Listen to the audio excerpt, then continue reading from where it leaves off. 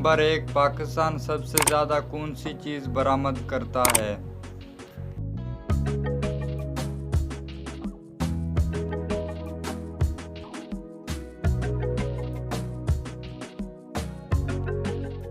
जवाब है कपास। नंबर 2, पहली जंग आज़ादी कब लड़ी गई थी?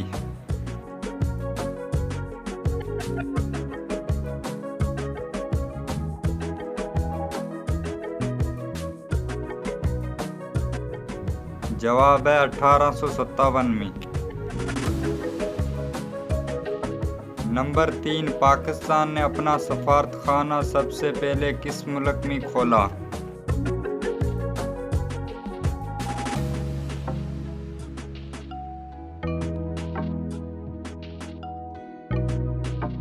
जवाब है ईरान में।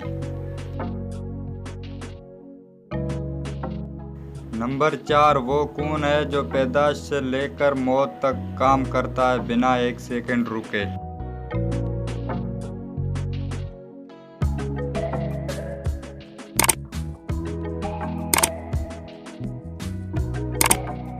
जवाब है दिल, हमारा दिल।